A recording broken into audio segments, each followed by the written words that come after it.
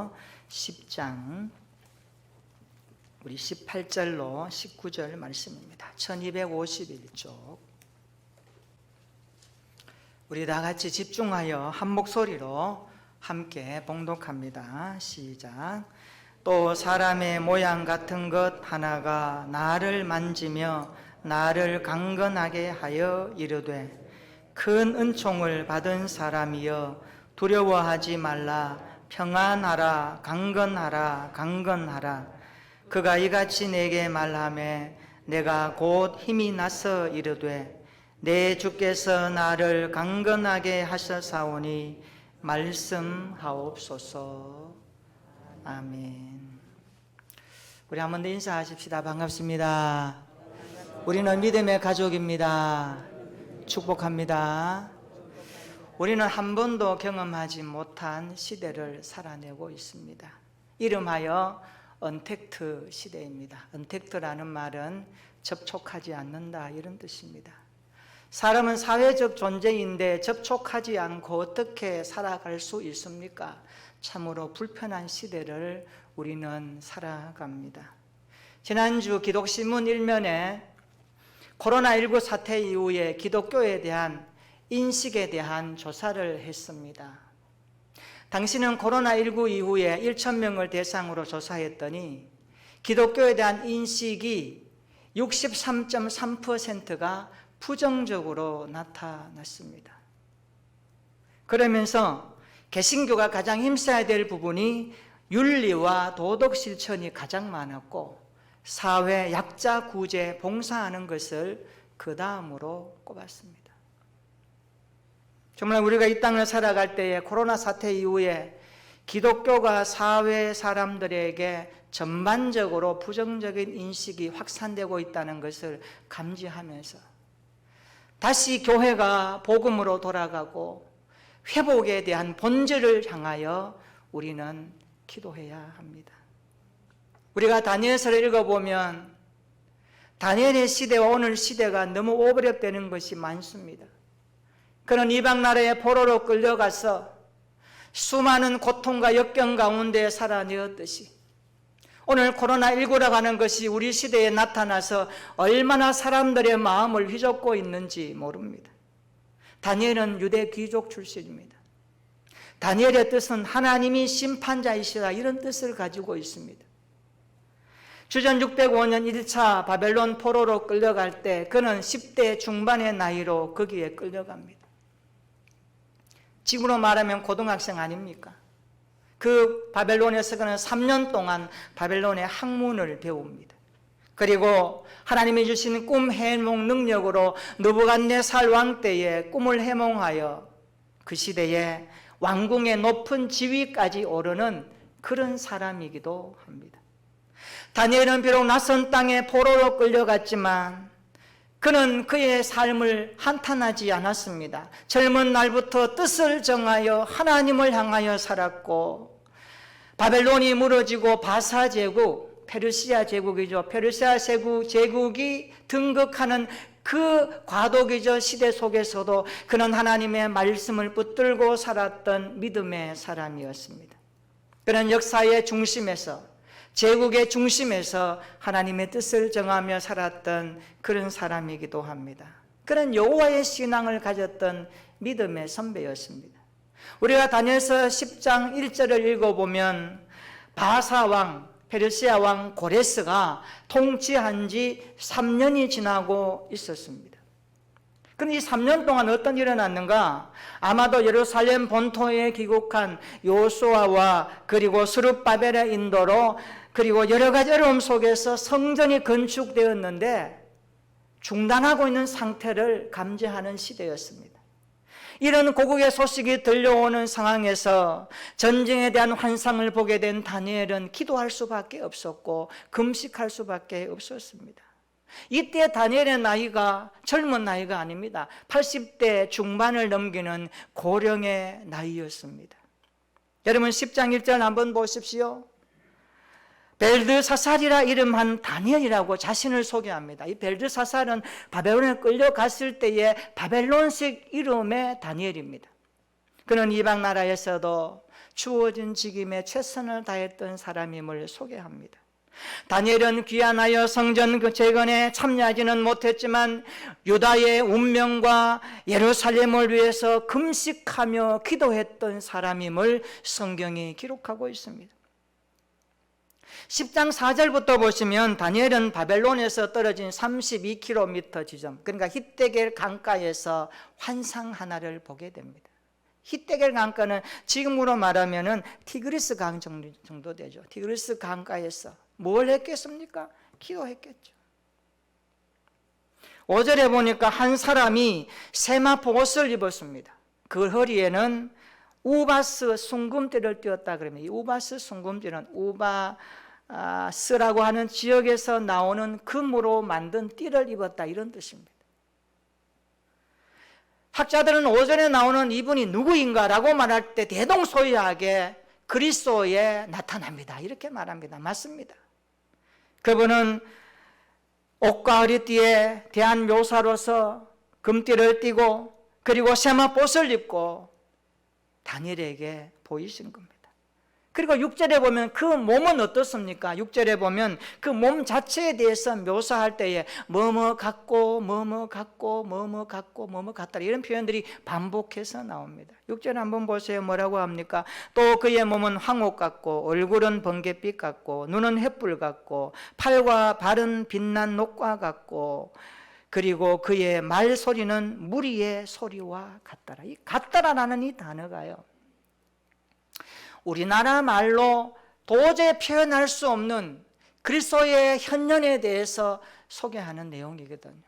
그래서 원문에 보면 전치사 케라는 단어가 5번이나 반복됩니다. 뭐뭐 같고 뭐뭐 같고. 이런 것으로 볼 때에 그리스도는 천상의 절대적 존재이며 그분의 나타남을 환상으로 본 다니엘은 이 땅의 인간이 가지고 있는 어떤 단어와 형용사로도 다 표현할 수 없는 그리스도의 위대함을 그렇게 선포하고 있는 것입니다. 그렇습니다. 우리 10장을 좀 정리해 보면 그리스도의 현년으로 추정되는 인물을 다니엘은 환상으로 봅니다. 그리고 9장에서 다니엘이 기도할 때에 보았던 가브리엘 천사가 나타나서 그에게 메시지를 전해주는 그 환상을 그가 목격하고 있습니다. 그러니까 10장 1절로 9절의 내용은 그리스도의 현년에 대한 환상이고 10절로 21절의 내용은 가브리엘 천사가 전하는 메시지에 대한 환상을 그가 지금 히데겔 강가에서 보고 있습니다. 7절 한번 보세요.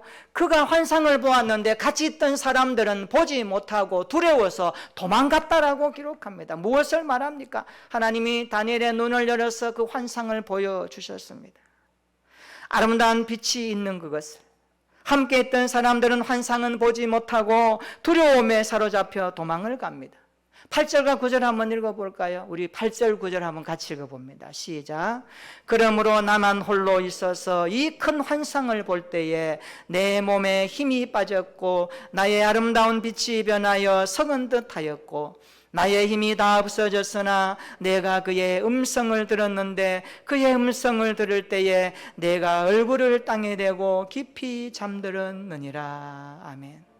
다니엘은 환상을 본 충격으로 몸에 힘이 빠졌습니다.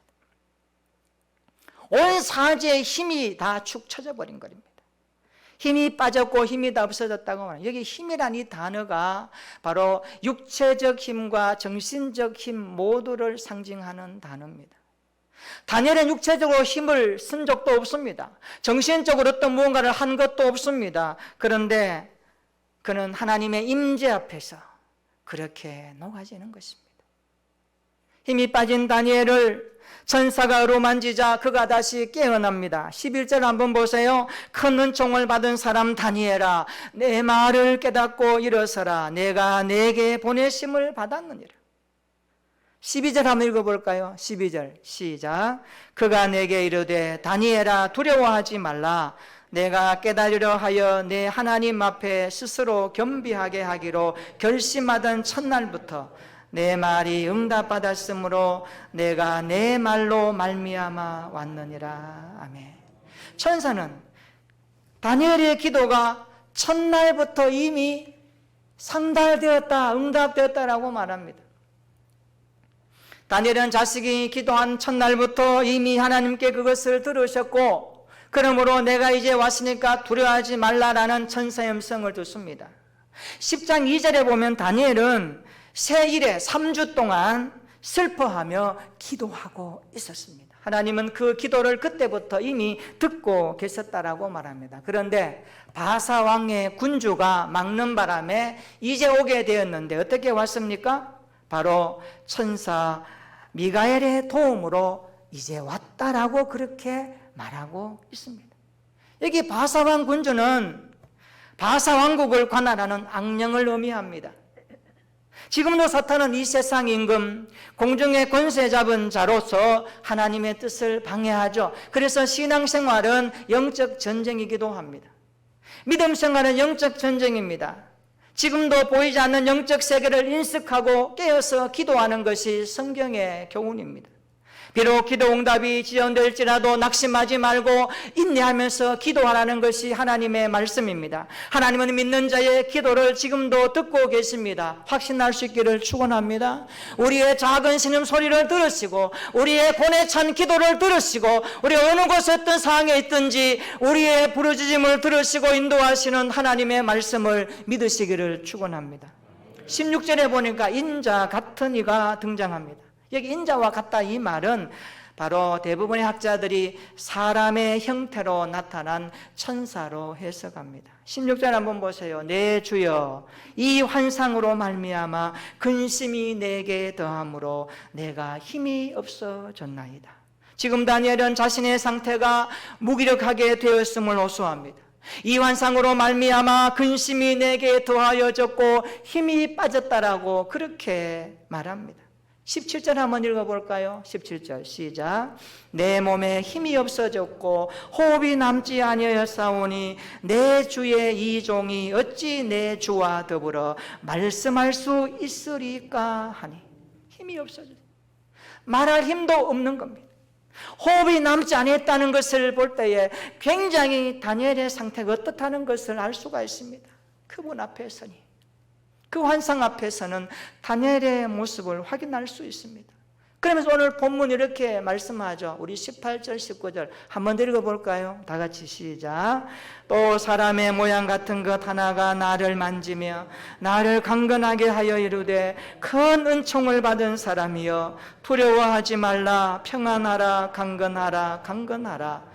그가 이같이 내게 말하며 내가 곧 힘이 나서 이르되 내 주께서 나를 강건하게 하셨사오니 말씀하옵소서. 아멘. 하나님은 천사를 통해 쓰러져 지쳐있는 다니엘을 어루만지십니다. 꺾인 무릎을 어루만져 세우십니다. 어안이 벙벙한 입술을 만져서 말하게 하십니다. 하나님이 보여주신 환상 앞에서 몸을 가누지 못하고 두려워 떠는 다니엘에게 영적인 마사지를 통하여 그의 모든 것들을 회복시켜 가시는 하나님이십니다. 저는 이 말씀을 보면서 오늘 설교 제목 이렇게 정해보았습니다. 힘을 주옵소서. 힘을 주옵소서. 따라서 합시다. 힘을 주옵소서. 힘을 주옵소서. 지금 우리 시대와 세상은 코로나19 앞에 사람들이 몸을 가누지 못하고 처져 있지 않습니까? 많은 사람들이 걱정과 두려움에 빠져 힘을 잃어가고 있습니다. 젊은이들은 일자리를 찾아서 몸부림치고 있습니다. 사업하는 사람은 일거리가 없어서 어떻게 될까 걱정이 태산입니다. 언제까지 마스크를 써야 하나 온 국민의 지대한 관심입니다. 사람들은 하루에도 몇 번씩 주저앉고 싶은 마음으로 살아내는 오늘 시대 아닙니까? 자신감은 점점 없어지고 불안해지고 두려워지고 사는 것이 겁나고 무능한 자신 남처럼 앞서지 못하는 자신의 모습을 바라보면서 한숨 짓는 삶이 오늘 우리네 인생 아닙니까? 그렇다고 해서 나를 붙들어 줄 수 있는 힘도 없고 기댈 만한 곳도 없고 낙심하는 상황에 빠지는 현상이 우리 주변에 일어나고 있는 오늘의 현실입니다. 이럴 때 우리에게 무엇이 필요할까요? 이럴 때 우리에게 필요한 것이 무엇일까요? 돈일까요? 명예일까요? 권력일까요? 아닙니다. 힘입니다. 힘입니다. 우리에게 힘이 필요합니다. 세상을 살 수 있게 하는 힘이 필요합니다. 오늘도 내가 살겠다라고 고백하는 그 동기를 부여하는 힘이 필요합니다. 우리를 벌떡 일어나게 하는 힘이 필요합니다. 우리의 어깨를 펴게 할 수 있는 능력의 힘이 필요합니다. 절대로 기죽지 아니하고 우리의 자존심을 세워주는 강력한 힘이 우리에게 필요하지 않습니까? 그래서 바울처럼 어떤 형편에 처하든지 자족하면서 감사할 수 있는 그 힘이 우리에게 필요한 시대입니다. 이것은 나에게서부터 시작되는 힘이 아닙니다. 외부에서 오는 힘입니다. 그 어떤 것도 그 힘 앞에 더 이상 한가할 수 없는 강력한 힘이 우리에게 필요한 시대입니다. 어디서 이 힘을 얻을 수 있을까요? 여러분, 이 힘이 어디서 올 수 있을까요? 오늘 본문을 통해서 몇 가지로 우리에게 도전받고자 합니다. 첫째로, 힘의 근원은 하나님이십니다. 힘의 근원은 하나님이십니다. 따라서 하십시다. 힘의 근원은 하나님이십니다. 믿고 확신할 수 있기를 축원합니다. 하나님께서는 다니엘에게 힘을 주십니다. 천사를 통하여 힘을 주십니다. 지금도 하나님께서는 코로나19로 낙심하고 절망하고 힘 빠져 있는 많은 사람들에게, 오늘도 당신의 백성들에게 힘을 주시는 하나님이심을 믿으시기를 축원합니다. 힘의 근원은 하나님이십니다. 다윗은 힘의 근원이 하나님이심을 그는 고백했습니다. 쫓기는 원수 앞에서도 그는 하나님이 힘을 주시는 분임을 믿었습니다. 그래서 이렇게 고백합니다. 시편 18편 1절입니다. 나의 힘이신 여호와여, 내가 주를 사랑하나이다. 나의 힘이신 여호와여, 내가 주를 사랑하나이다. 할렐루야. 나의 힘이신 여호와를 사랑할 수 있는 여러분 되기를 주의 이름으로 축원합니다.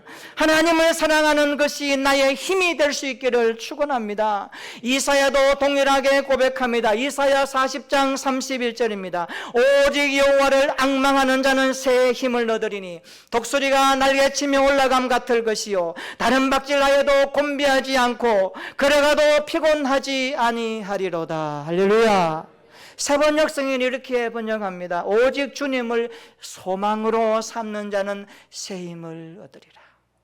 오직 주님을 소망으로 삼는 사람은 새 힘을 얻으리라. 여러분의 소망이 주님이 되시기를 축원합니다. 코로나19가 창궐하 해도 이 땅에 소망을 두지 말고 우리를 구원하시고 새롭게 하시는 주님을 소망하며 살아갈 수 있는 믿음의 사람 되기를 축원합니다. 날마다 하나님을 앙망함으로 새 힘을 얻기를 축원합니다. 하나님을 사랑하는 것이 힘이심을 고백할 수 있기를 축원합니다. 두 번째로, 말씀을 믿을 때에 힘이 생깁니다. 따라서 합시다. 말씀을 믿을 때에 힘이 생깁니다.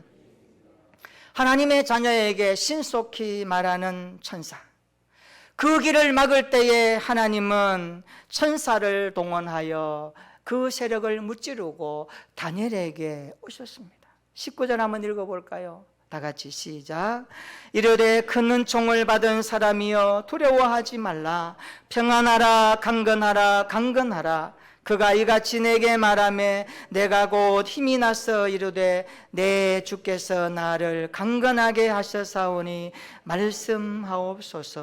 아멘. 하나님은 천사를 통하여 말씀하십니다.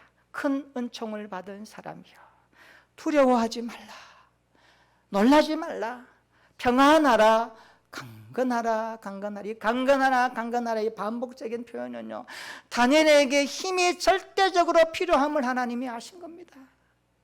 그의 연약함을 아셨고, 그의 힘 빠진 상태를 아셨고, 그 이방나라 땅에서 다니엘을 통하여 세야 될 하나님의 위대한 계획이 있는 것을 주님이 아시기에 내가 힘이 없으면 안 된다, 너가 지금 주저앉아 있으면 안 된다, 내가 힘을 주마. 그러므로 주님께서 말씀하시는 겁니다. 말씀을 주시면서 두려워하지 말라 하십니다. 용기를 내라고 말씀하십니다. 평안하라 말씀하십니다. 강건하라, 강건하라 말씀하십니다. 그러니까 내가 곧 힘이 나서 이르되 주께서 나를 강건하게 하셨으므로 말씀하옵소서.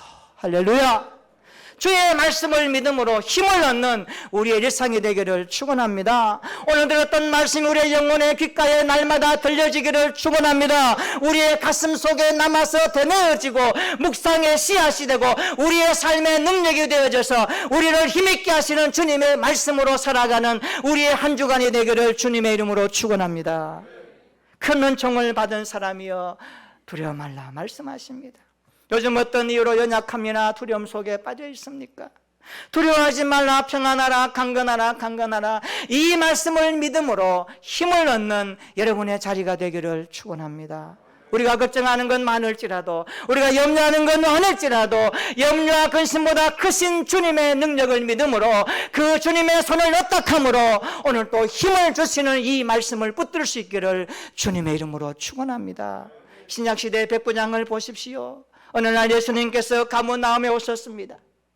그가 달려가서 말합니다. 주여, 내 하인이 중풍병으로 누워 있습니다. 고쳐주십시오. 주님이 말씀하시면 내가 가서 고쳐주리라.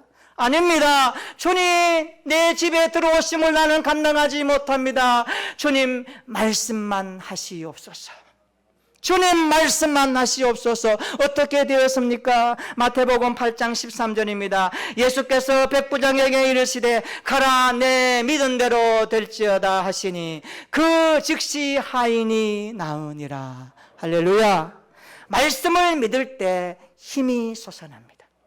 말씀을 믿을 때 하나님이 주시는 은혜를 체험합니다. 성도는 하나님이 주시는 은혜의 힘으로 살아갑니다. 주님이 붙드시는 능력으로 힘을 얻습니다. 이 힘이 우리 가운데 일어나기를 주님의 이름으로 축원합니다. 세 번째로, 날마다 십자가 앞에서 엎드릴 때에 힘을 주십니다. 십자가 앞에 엎드릴 때에 하나님은 힘을 공급해 주십니다. 천상하는 말을 들어볼까요? 11절에 뭐라고 합니까? 큰 은총을 받은 사람 다니엘아. 오늘 본문에도 말씀합니다. 큰 은총을 받은 사람이여 라고 말씀합니다. 그냥 은총도 아닙니다. 큰 은총이라고 말합니다. 매우 강력한 메시지를 담고 있습니다. 그냥 은총이 아닙니다. 큰 은총을 받은 사람 다니엘아. 왜 천사가 그렇게 말할까요? 저는 이 말씀을 보면서 두 가지의 뜻을 내포하고 있음을 고백합니다. 첫째는 다니엘이 하나님의 특별한 사랑과 관심의 대상이고, 두 번째는 하나님은 연약한 다니엘을 그대로 두고 싶지 않는 당신의 마음을 담아내는 표현입니다. 그렇지 않습니까? 하나님은 당신의 자녀가 힘이 빠져 누워있는 삶을 원하지 않습니다. 우리의 연약함을 그대로 보고 계시는 분이 아니십니다. 우리 하나님의 사랑을, 하나님의 큰 사랑을 어디서 경험했습니까? 하나님의 이 큰 사랑을 경험한 그 현장이 어디입니까? 십자가 아닙니까? 우리가 날마다 십자가 앞으로 나가서 나를 사랑하사 나를 위하여 자기 몸을 버리신 그 아들 예수님을 바라보고, 그리고 그분의 놀라운 사랑을 내 마음에 경험한다면 힘이 생기지 않겠습니까? 우리가 날마다 십자가 앞에 엎드릴 때에 주님이 뭐라고 하실까요? 너 인생이 무거운 짐으로 지쳐 있다고? 나는 너보다 더 무거운 짐을 지고 세상을 살았어. 곧 지나갈 거야. 힘을 내. 나는 너를 위해 십자가를 져서 그거 잊어버렸니? 내가 너를 이만큼 사랑하는 것 가지고 너는 행복하다고 말할 수 없겠니? 내가 너를 위해서 목숨까지 버리고 너를 붙들고 있다는 것을 믿으면서 너가 하나님 앞에 감사할 수 없겠니? 이 음성 들으실 때 힘을 얻지 않겠습니까?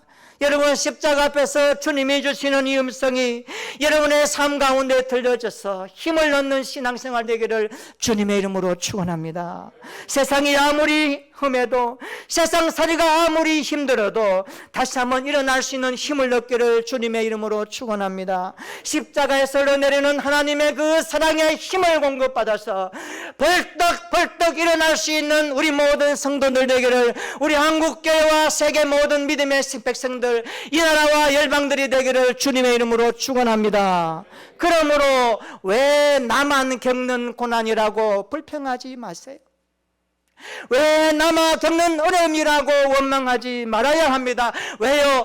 하나님은 지금도 일하고 계시기 때문입니다.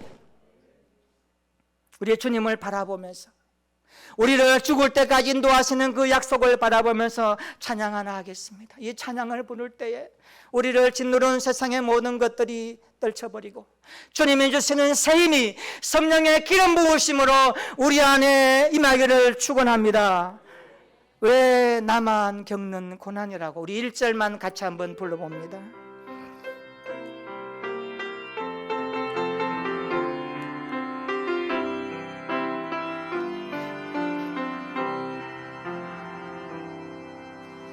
왜 나만 겪는 고난 불평하지 마세요. 고난의 뒤편에 있는 주님이 주실 축복 미리 보면서 감사하세요.